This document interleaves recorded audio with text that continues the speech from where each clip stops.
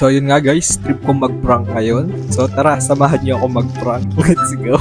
Kwento ko lang guys ha, kung paano ko pa pinaprint to. Sobrang ang daming struggle ko pa bago ko napaprint yan. So una guys, wala akong dalang motor. Tapos pangalawa, hindi ko alam kung saan ako magpapaprint. Tapos pangatlo, hindi ko alam kung saan nagpapaprint. Sobrang layo pa. So yun guys, back to the topic. Dito pa lang natatawa na ako kung anong maging reaction ng mga mapaprank ko. Dito iniisip ko baka mag-fail. Pero syempre, matiis ako. Alam niyo mo guys, sobrang tagal nilang umuwi ng bahay. Kaya nung ginagawa ko yan, yung mga nandyan lang, si mama na dapat una kong ipaprank kaso biglang bumaba kasi kakain. Sakto bababa siya, sakto kong ginagawa yan. So yun, fail tayo kay mama. So yun guys, sobrang tagal ko nga hindi nakapag-post ng prank. Kaya ito, na-miss kong mag-prank. Kaya let's go. So yun guys, yung idea nga pala nito is napapanood ko sa TikTok. Kaso iniba ko siya banda dito eh. So yun guys, nakita ko na parang mas effective kung walang kamay. So yun guys, okay na ating pa-prank. So punta na tayo sa first victim. Let's go! Sabaw? Sabaw? Nasa bago? Nasa.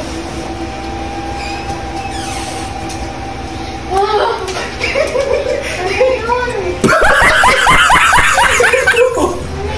Ano yun?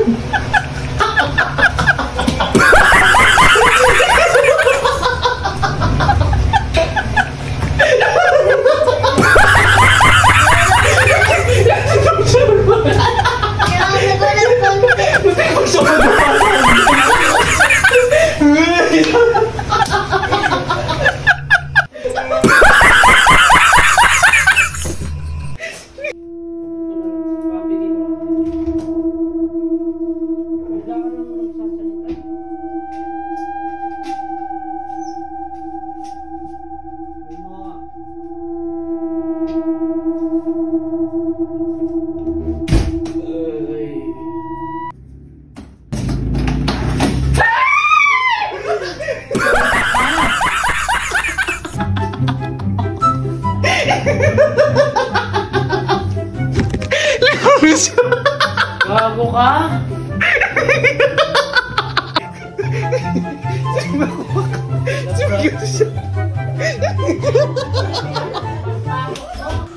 Ang ganda ng wallpaper sa CR. Yung bagong wallpaper.